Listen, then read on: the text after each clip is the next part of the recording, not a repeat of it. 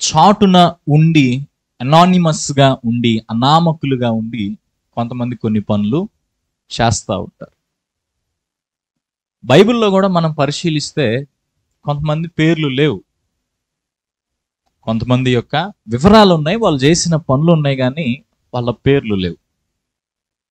నేను అలాంటి ఒక వ్యక్తి గురించి ఈ యొక్క సమయంలో మీతో మాట్లాడాలనుకుంటున్నాను. అనామకులు వీళ్ళు. వాళ్ళ పేరేంటో కూడా మనకు తెలియదు. జస్ట్ వాళ్ళ ఐడెంటిటీ తెలుసుకోవటం కోసం వాళ్ళు పలానా దేశం అని మాత్రమే తెలుసు, కానీ వాళ్ళ పేరేంటి, వాళ్ళ ఇతర వివరాలు ఏమి కూడా కొన్నిసార్లు మనకి బైబిల్లో పొందుపరచబడలేదు. మొట్టమొదటిగా ఈరోజు ఒక స్త్రీ గురించి లేదా ఒక యవనస్తురాలు గురించి మనం మాట్లాడుకుందాం. యవనస్తులుగా మనందరికీ కూడా జీవితం పట్ల ఎన్నో కోరికలు, ఆశలు ఉంటాయా? ఈ వయసుకి ఇది జరగాలి, ఇలా నేను ఈ సమయంలో ఉండాలి, నా భవిష్యత్తు ఇలా ఉండాలి అని మన యొక్క భవిష్యత్తుని గురించి, మన జీవితాన్ని గురించి ఎన్నో ఆశలు, కోరికలు ఉంటాయి. అయితే జీవితం అనేది మనం అనుకున్నట్టుగా నెరవేరదు, అంటే మనం అనుకున్నట్టుగా కొనసాగదు. మనం ఒక పారామీటర్ పెట్టుకుని, అంటే 50 సంవత్సరాలు బ్రతుకుతాను, 60 సంవత్సరాలు బ్రతుకుతాను, ఇన్ని సంవత్సరాల దాకా నేను చదువుకోవాలి, ఇన్ని సంవత్సరాలకి ఉద్యోగం రావాలి, ఇన్ని సంవత్సరాలకి పెళ్లి చేసుకోవాలి, ఇన్ని సంవత్సరాలకి పిల్లల్ని కనాలి, లేకపోతే ఇన్ని సంవత్సరాలకి ఇల్లు కట్టుకోవాలి, ఇన్ని సంవత్సరాలకి సో అండ్ సో పనులు చేయాలి అని మనం కొన్ని గీతలు మన జీవితం పట్ల గీసుకొని ఒక ప్రణాళిక కలిగి, ప్లాన్ కలిగి మనం వెళ్తా ఉండొచ్చు. కానీ మనం అనుకున్న ప్లాన్ ప్రకారంగా, మనము వేసుకున్న లెక్కల ప్రకారంగా చాలాసార్లు జీవితం అనేది ఉండదు. అయితే ఇక్కడే కీలకమైన విషయాన్ని మనం ఆలోచన చేయాలి. మనం అనుకున్నట్టుగా జీవితం ఉండకపోతే, సడన్ గా మీరు అనుకున్నటువంటి జీవితం అనేది షాటర్ అయిపోతే, మీ డ్రీమ్స్ అన్ని షాటర్ అయిపోతాయి, అంటే మీ యొక్క కలలన్నీ చెదిరిపోతాయి. అలాంటి పరిస్థితి కనుక మన జీవితంలో ఒకవేళ ఏర్పడితే, ఈ పరిస్థితుల్లో మనం ఎలా స్పందిస్తాము, ఎలా మనము దేవుని కొరకు నిలబడతాము అనేది ఈ యొక్క దినం ఒక వ్యక్తి జీవితాన్ని చూస్తూ మనం ఆలోచించేద్దాం. ఈ అమ్మాయి కూడా, నేను అనుకుంటాను, సాధారణంగా అందరి ఆడపిల్లల్లాగానే తన జీవితం పట్ల ఎన్నో ఆశలు కలిగి ఉండుంటది. కానీ ప్రతి దేశానికి, ప్రతి రాజ్యానికి కొన్ని పరిస్థితుల్లో సమస్యలు అనేవి తప్పవు. ఇప్పుడు మనం కొంతకాలం క్రితం శ్రీలంక గురించి వింటా ఉన్నాం. ఆర్థికంగా ఎంతగా దెబ్బతింటా ఉన్నాం. ఒక శ్రీలంక సంగతి ఎందుకు, అంతకు ముందు కొన్ని దినాలు మనం వెనక్కి వెళ్తే కరోనా ద్వారా ప్రపంచం అంతా కూడా అల్లాడిపోయింది. ఎవరు ఎక్స్పెక్ట్ చేయింది. చాలా మంది ప్రాణాలు కోల్పోయారు, చాలా మంది ఉద్యోగాలు కోల్పోయారు, చాలా మంది ఆర్థికంగా దెబ్బతిన్నారు, ఎన్నో రకరకాలైనటువంటి సమస్యలు తలెత్తాయి. అలాగే ఈ అమ్మాయి తన జీవితం పట్ల ఎన్నో కోరికలు, ఎన్నో ఆశలు కలిగి ఉన్నటువంటి వ్యక్తిగా ఉన్నప్పటికీ, చెప్పాను కదా, ఒక్కొక్క దేశానికి కలిగేటువంటి ఆ సమస్యలను బట్టి, లేదా యుద్ధాలను బట్టి, లేదా ప్రకృతి వైపరీత్యాలను బట్టి, కరువును బట్టి, వరదలను బట్టి, ఇట్లా ఫిల్ ఇన్ ద బ్లాంక్స్, ఇలాంటివి ఎన్నైనా మనం ఆలోచన చేయొచ్చు. వీటిని బట్టి ఉన్నట్టుండి జీవితం అనేది తిరగబడిపోతుంది. అగ్ని ప్రమాదానికి గురయ్యి ఇల్లు కోల్పోతే, వరదలో సమస్తాన్ని కొట్టుకొని పోతే, లేకపోతే కరువు వచ్చి, లేకపోతే అనుకోని తెగులేదైనా వచ్చి ఆ కుటుంబం దెబ్బతింటే, లేదా యుద్ధాలు ఏర్పడి సొంత అధికారాన్ని కోల్పోయి బానిసలుగా మార్చబడితే, ఇవన్నీ కూడా ఊహించడానికి మనసుకు చాలా కష్టం అనిపిస్తాయి. ఈ అమ్మాయి జీవితంలో అలాంటి పరిస్థితి ఏర్పడింది. ఊరు కాని ఊరు రావాల్సి వచ్చింది. అది కూడా తనకై తాను వస్తే ఏదో వెకేషన్కి పోయిందిలే అనుకోవచ్చు. సెలవులకి సరదాగా 4 రోజులు గడిపి మరలా తిరిగి వచ్చేద్దాం అన్నట్టుగా వెళ్ళిందిలే అనుకోవచ్చు. అలా కాదు. తన తల్లిదండ్రులకు దూరంగా, తన వారందరికీ దూరంగా, వేరే వారి యొక్క అధికారం క్రింద ఒక బానిసగా బ్రతకటానికి తీసుకొని పోబడింది. తనకు తానుగా తాను అడ్డుకోలేని పరిస్థితి, తనకు తానుగా దాన్ని ఏమాత్రము జయించలేని పరిస్థితి. ఇలాంటి పరిస్థితుల్లో తాను వేరే దేశంలో, తనది కాని దేశంలో, తన ప్రజలు కాని వారి మధ్య స్వతంత్రాలుగా కాక బానిస బిడ్డగా లేదా బానిస వ్యక్తిగా బ్రతకాల్సినటువంటి పరిస్థితులు ఆమె జీవితంలో ఏర్పడ్డాయి. ఇప్పటి వరకు మీరు చాలా మంది ఎవరా ఎవరా ఎవరా అని ఆలోచిస్తూ ఉండుండొచ్చు. కొంతమందికి ఇప్పటికే స్ట్రైక్ అయిపోయి ఉండొచ్చు, వీళ్ళు అయ్యి ఉంటారేమో అని అనుకుంటా ఉండొచ్చు. మీ యొక్క ఆతృతకి నేను తెరదించుతూ అసలు విషయం చెప్తున్నాను. ఆ అమ్మాయి పేరు లేదు కదా బైబిల్లో. ఆమెనేమంటారంటే ఇశ్రాయేలు చిన్నది అంటారు. ఏమంటారు? ఇశ్రాయేలు చిన్నది అంటే ఇశ్రాయేల్ దేశం నుంచి వచ్చిన ఒక అమ్మాయి. ఇంకంతే, అమ్మాయి పేరు కూడా లేదు బైబిల్లో. ఈమెను గురించి ఒకే ఒక్క చోట మనకు బైబిల్లో రాయబడింది. ఇంకా గట్టిగా చెప్పాలంటే ఒకే ఒక్క వచనం రాయబడింది. ఓకే, ఆ ఒక్క వచనాన్ని మనం చదువుకొని ఈ అమ్మాయి జీవితం నుంచి 4 పాఠాలు ఈరోజు మనం నేర్చుకుందాం. రాజుల 2వ గ్రంథం 5వ అధ్యాయం మొదటి నుంచి మనము చదువుకుంటే సందర్భాన్ని మనం అర్థం చేసుకోగలుగుతాం. సిరియా సైన్యాధిపతి అయిన నయమాను అన్నకుడుండెను. అతని చేత యెహోవాయే సిరియా దేశమునకు జయము కలుగుజేసి ఉండెను గనుక అతడు తన యజమానుని దృష్టికి గనుడై దయ పొందిన వాడాయను. అతడు మహాపరాక్రమశాలి అయి ఉండెను గాని అతడు కుష్ఠరోగి. 2వ వచనం. సిరియన్లు గుంపులుగా బయలుదేరి ఇశ్రాయేలు దేశం మీదికి పోయి ఉండరు. వారచ్చటి నుండి ఒక చిన్నదాన్ని చెరగొని తేగ అది నయమాను భార్యకు పరిచారము చేయుచుండెను. అది షోమ్రోన్లోనున్న ప్రవక్త దగ్గర నా ఏలినవాడు ఉండవలనని నేనెంతో కోరుచున్నాను. అతడు నా ఏలినవానికి కలిగిన కుష్ఠరోగము బాగు చేయునని తన యజమానురాలితో అనేను. ఈ 3వ వచనంలో ఆ అమ్మాయి మాట్లాడిన మాటలు ఉన్నాయి. 2వ వచనంలో తను అసలు ఇక్కడికి ఎలా వచ్చింది అనేది చెప్పబడింది. ఓకే, చిన్నతనము నుండి భక్తి కలిగినటువంటి కుటుంబంలో మనం పెరుగుతూ ఉన్నట్లయితే, మన తల్లిదండ్రులు దేవుని యందు విశ్వాసం ఉంచిన వారైతే, భక్తి కలిగినటువంటి తల్లిదండ్రులు వారి యొక్క పిల్లలకు చిన్నతనము నుండే దేవుని విషయాలు నేర్పుతారు. అలా నేర్పమని బైబిలే బోధిస్తూ ఉంది. ద్వితీయోపదేశకాండం 6వ అధ్యాయం 4 నుంచి 9 వచనాల్లో చదవాల్సిన అవసరం లేదు. రాయబడిన విషయం ఏంటంటే, ఇశ్రాయేలు వినుము, నీ దేవుడైన యెహోవా అద్వితీయుడగు యెహోవా, నీ పూర్ణ హృదయముతో ఆయనను ప్రేమించాలి. ఈ మాటలు చెప్తూ ఇవే విషయాలను మీ పిల్లలకు నేర్పాలి. ఒక మాట చాలా క్లియర్గా రాయబడిన మాట ఏంటంటే, వాటిని మీ పిల్లలకు అభ్యసింపజేయాలి అంటారు. అభ్యసింపజేయటం అంటే వాళ్ళు వాటిని నేర్చుకునే విధంగా చేయటం. అది వాళ్ళు కూర్చున్నప్పుడు, లేచినప్పుడు, పండుకున్నప్పుడు, ఇంకా ప్రతి సందర్భంలో దాన్ని గూర్చి వారితో మాట్లాడుతూ ఉండాలి అనేది అక్కడ ఉన్నటువంటి విషయం. సో చిన్నతనము నుంచి దేవుని గూర్చినటువంటి భయభక్తులు యందు, దేవుని గూర్చిన జ్ఞానము యందు వారు పెంచబడేటువంటి వారుగా ఉంటారు. అందుకే టీనేజ్ దశకు వాళ్ళు వచ్చేదానికంటే ముందే దేవుని విషయంలో, దేవుని గురించిన జ్ఞానములో ఎదిగిన వారుగా యూదా పిల్లలు ఉంటారు, బాలికలు. మనం లూకాసు వార్తలో ప్రభువైన యేసుక్రీస్తు వారి గురించి చదువుతాం. 2వ అధ్యాయంలో ఆయన ఎన్ని సంవత్సరాల వయసు అప్పుడు దేవుని మందిరంలో ఉన్నాడు? 12 సంవత్సరాల వయసులో ఆయన దేవుని మందిరంలో ఉన్నట్టు చూస్తాం. 12 సంవత్సరాల వయసులో దేవుని మందిరంలో, అంటే పస్కా పండుగకు వెళ్ళిన సందర్భాన్ని గురించి లోకా అక్కడ రాశాడు.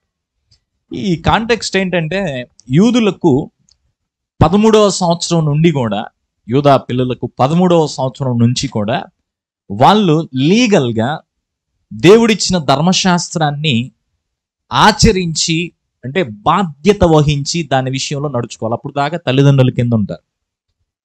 ఇక అక్కడి నుంచి 13వ సంవత్సరం నుంచి ఏం చేసినా వాళ్ళే దానికి బాధ్యులు. ధర్మశాస్త్రాన్ని బట్టి ఆ 13వ సంవత్సరం నుంచి వారు చేసిన దానికి శిక్ష విధించడం అనేది జరుగుతూ ఉంటుంది. అలాగే ఆ ధర్మశాస్త్రానికి వీరు లోబడి నడుచుకునే విధంగా 12 సంవత్సరాల కంటే ముందే, అంటే ఆ 13వ సంవత్సరంలోనికి అడుగు పెట్టడానికంటే ముందే చక్కగా దేవుని విషయాలు తల్లిదండ్రులు పిల్లలకు నేర్పేవారు. ప్రభువైన యేసుక్రీస్తు వారికి కూడా ఈ పస్కా పండుగ ఆచరించడం అనేది 13వ సంవత్సరం నుండి తనకు తానుగా వ్యక్తిగత నిర్ణయం తీసుకొని కొనసాగించాలి గనక దానికంటే ముందుగానే దానిని ఆచరించడానికి తగిన మెలకువలు ఎలా చేస్తారు, ఏం చేస్తారు అనేది యూదా తల్లిదండ్రులు పిల్లలకు చూపించి దాన్ని అలవర్చేవారట. సో అందుకోసం ఆ యొక్క సందర్భంలో యేసుక్రీస్తు వారు యెరూషలేములోనికి, దేవాలయంలోనికి తీసుకురాబడడం అనేది జరిగింది. ఓకే, ఎందుకు ఈ విషయాలని చెప్తున్నానంటే, ఈ అమ్మాయి చిన్నప్పటి నుండి కూడా దేవుని యందు విశ్వాసం ఉంచిన వ్యక్తి, దేవుని విషయాలు తెలుసుకున్న వ్యక్తి అనడంలో సందేహం లేదు. అంతేకాదు, టీనేజ్ దశలో ఉన్నటువంటి దానియేలు, షడ్రక్, మేషక్, అబేద్నెగో అనేటువంటి వారు కూడా వారి టీనేజ్ దశలోనే దేవుని విషయంలో ఎలా ఉండాలో, ఏమి తినాలో, ఏది ధర్మశాస్త్రానికి వ్యతిరేకమో అనుకూలమో విశ్లేషించుకోగలిగినటువంటి జ్ఞానం కలిగిన వారుగా ఉన్నారు. అంటే చిన్నతనం నుండి తల్లిదండ్రులు వారిని ఆ విధంగా పెంచారు. అయితే మనందరి జీవితంలో చిన్నతనం నుండి భయభక్తుల్లో మనం పెంచబడిన, దేవుని విషయంలో దేవుని విషయాలతో మన హృదయాలను తల్లిదండ్రులు నింపుతూ మనలను పెంచిన ఒక దశ వచ్చిన తర్వాత ఇట్స్ అవర్ డిసిషన్. అది మనం తీసుకునే నిర్ణయం. ఏం చెయ్యాలి, నా భవిష్యత్తు ఎలా ఉండాలి, నేను ఎలా జీవించాలి అనేది మనం తీసుకునేటువంటి నిర్ణయం. మనము మన తల్లిదండ్రులు నడిపించినటువంటి మార్గంలో వెళ్తే వెళ్ళొచ్చు, లేదా మన తల్లిదండ్రులు చూపించినటువంటి దారి వదిలిపెట్టి మనకిష్టమైనటువంటి మార్గాన్ని ఎంచుకొని కూడా వెళ్ళిపోవచ్చు. అది మన చేతుల్లో ఉంటుంది. కొన్నిసార్లు సేవకులు కుటుంబాల్లో వాళ్ళు పెంచబడ్డప్పటికీ, భక్తి పరులైన తల్లిదండ్రుల కుటుంబాల్లో వారు పెంచబడ్డప్పటికీ దారి తప్పి తల్లిదండ్రుల యొక్క మాటలను వినక ప్రవర్తించేటువంటి పిల్లలు కూడా మనకి కనబడతా ఉంటారు. ఎందుకంటే ఫైనల్ గా అది వాళ్ళ నిర్ణయం. అయితే ఎందుకు ఈ విషయాన్ని నొక్కి చెప్పాల్సి వస్తుంది అంటే, జీవితంలో లైఫ్ మనకి ఏం ఆఫర్ చేస్తుందో, జీవితం మనకి ఏమి ఇస్తుందో దానిని బట్టి కొన్నిసార్లు మన ఆలోచనలు మారిపోతాయి. చిన్నప్పటి నుంచి అమ్మ వాళ్ళు నేర్పిన ఎటో వెళ్ళిపోతాయి, సేవకులు నేర్పిన ఎటో వెళ్ళిపోతాయి, లేకపోతే మంచిగా మనం నేర్చుకున్నవన్నీ కూడా ఆ సమయం వచ్చేసరికి, అంటే ఆ మూమెంట్లో మనకు ఎదురైన కష్టం కావచ్చు, మనకు ఎదురైన అవమానం కావచ్చు, మనకు ఎదురైనటువంటి మనల్ని ఆకర్షించేటువంటి అంశాలు కావచ్చు, ఇలాంటివి ఏం చేస్తాయంటే మన రూట్ మనం మార్చుకోవటానికి, వేరే వైపు మనం వెళ్ళిపోవటానికి కారణమవుతూ ఉంటాయి. అప్పటి వరకు మనం తీసుకున్న నిర్ణయం, అప్పటి వరకు మనం జీవించిన జీవిత విధానం, అప్పటి వరకు మనం నేర్చుకునేవి ఎటో వెళ్ళిపోతాయి. అయితే ఈ అమ్మాయి విషయాన్ని ఆలోచన చేయండి. ఒక్కసారిగా తన జీవితము తలకిందులైన, వేరే దేశంలోనికి తీసుకురాబడ్డా, తన తల్లిదండ్రులు తనతో లేరనేది స్పష్టం. ఒకవేళ ఉన్న తన తల్లిదండ్రుల మధ్య తాను లేదు, వేరే ఇంట్లో ఆమె పనికి కుదర్చబడింది. ఇదంతా కూడా బాధ కలిగించేటువంటి అంశమే, సంతోషకరమైనటువంటి అంశమే మాత్రం కూడా కాదు. సో బాధ కలిగించేటువంటి పరిస్థితుల్లో కొంతమంది అడగొచ్చు, ఏం చేశాడు దేవుడు నాకు? మా చర్చిలో ఒక అమ్మాయి ఉంది, ఈ మధ్య 10th క్లాస్ ఎగ్జామ్స్లో ఒక సబ్జెక్ట్ ఫెయిల్ అయింది. అంటే చాలా చక్కగా దేవుని మందిరానికి వచ్చే అమ్మాయి, మందిరంలో చక్కగా పరిచర్య చేసే అమ్మాయి. ఈ అమ్మాయి ప్రశ్న ఏంటంటే, అన్న మందిరానికి రాని వాళ్ళు అందరూ పాస్ అయ్యారన్న,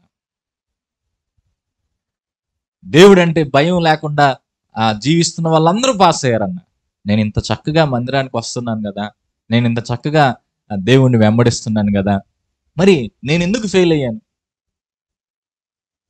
అంటే ఇంకా అది చిన్న విషయమైనా నాకు ఎంత దూరం వెళ్తుందని, ఏం చేశాడు దేవుడు నాకు అనే ఆలోచనల్లోకి వెళ్ళిపోతారు.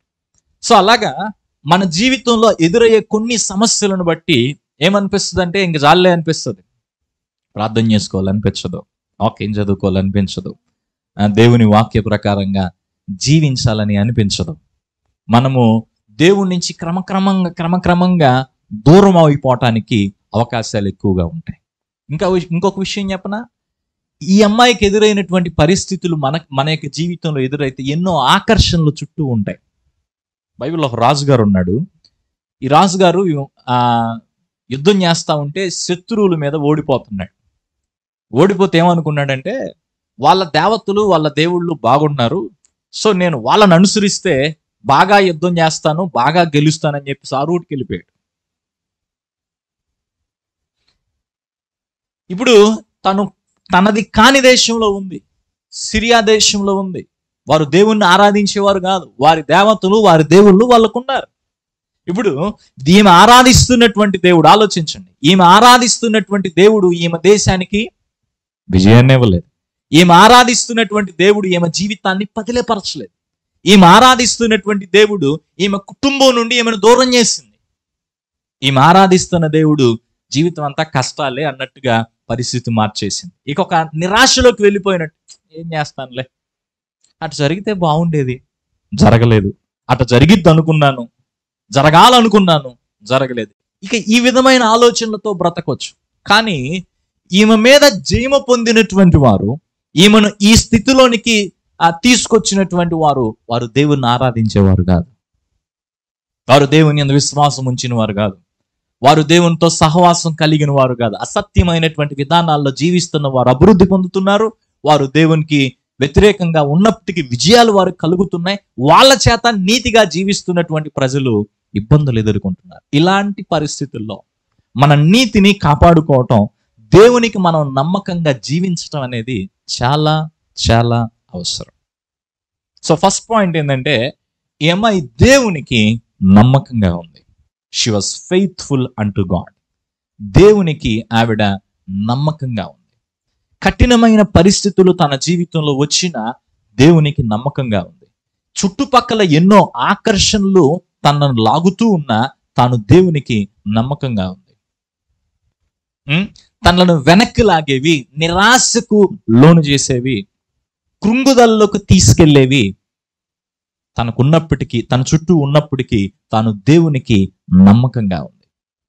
మన జీవితాల్లో దేవుడు మనకు చేస్తున్నటువంటి కార్యాలను బట్టి మనము దేవునికి ఎంత నమ్మకంగా ఉన్నామనేది ఆలోచించుకోవాలి.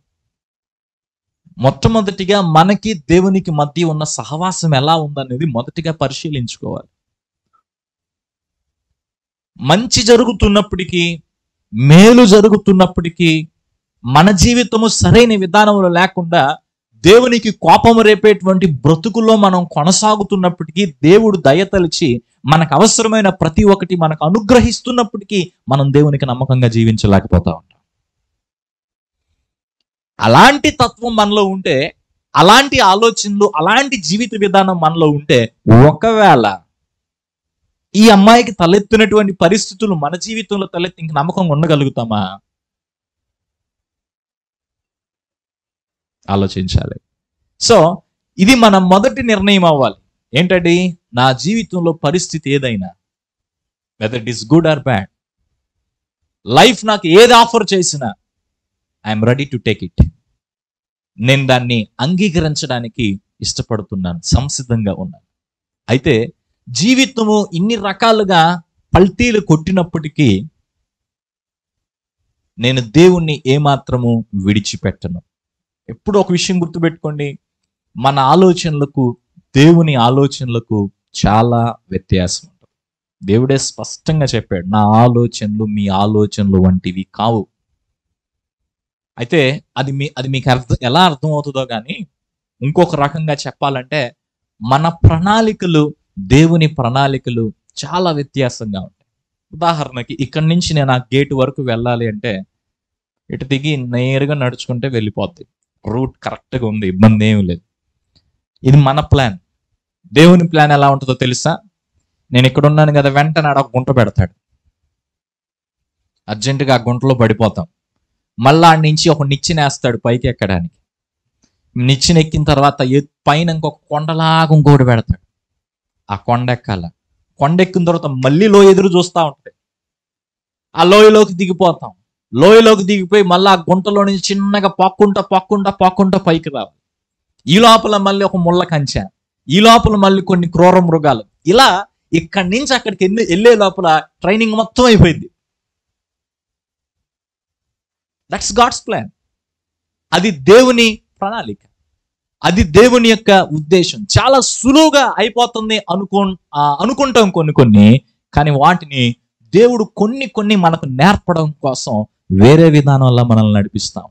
దేవుడు మనల్ని ఎలా నడిపించినా, ఏ రీతిలో మనల్ని నడిపించినా, మన జీవితంలో ఎత్తు పల్లాలు ఎన్ని ఎదురైనా, కొండ మీద ఉన్న పరిస్థితులు వచ్చినా, లోయలో ఉండాల్సిన పరిస్థితులు వచ్చినా, దేవా నేను నీకు నమ్మకంగా ఉంటాను.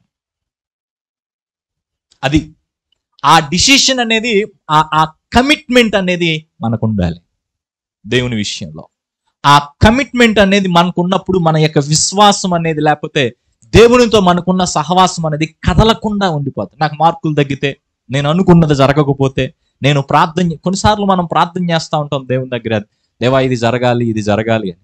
కానీ దేవుడు మన ప్రార్థనలకు ఇచ్చే ఆన్సర్లు 3 రకాలుగా ఉంటాయి. కొన్నిసార్లు ఎస్ అంటాడు, ఇంకొన్నిసార్లు నో అంటాడు, ఇంకొన్నిసార్లు వెయిట్ అంటాడు. ఎస్ అంటే ఓకే ఫైన్, బాగానే ఉంది. వెయిట్ అన్నాడు అనుకో, అది కూడా మనకు అంత నచ్చదు. ఇప్పటికిప్పుడే దేవుడు స్టాంప్ వేసేయాలి, ఎస్ అనేసేయాలి. కానీ నో అన్నాడు అనుకో, సరే దేవుడు నో అన్నాడు కదా అని మెదలకుండా ఉంటామా? ఉపవాస ప్రార్థన పెట్టు, ఇంకా ఉపవాస ప్రార్థన పెట్టు, ఇక ఏడ్చి గీ పెట్టి ఇస్తావా ఇవా అలా అడిగి అలా మనం ప్రార్థన చేస్తే దేవుడు ఇస్తాడా? ఇస్తాడు. అదే మిస్టేక్, పెద్ద మిస్టేక్. ఇస్తాడు, కానీ అది మనకు మేలుకరం కాదు. పొందుకుంటాం మనం. దైవ చిత్తానుసారము కానిటువంటివి కూడా మనం ఇలా చేసి కొన్ని పొందుకుంటాం. అయితే దేవుని చిత్తానికి మనము లోబడితే, నీకు ఇష్టం లేదా, నువ్వు నాకు ఇవ్వాలనుకోవట్లేదా, ఫైన్, నువ్వేం చేయాలనుకుంటున్నావు దాన్ని చేయమని దేవునికి దాన్ని మనం అప్పచెప్తే, అది మనలను సురక్షితమైన రీతిలో ఆశీర్వాదకరమైన స్థితిలో నిలుపుతుంది.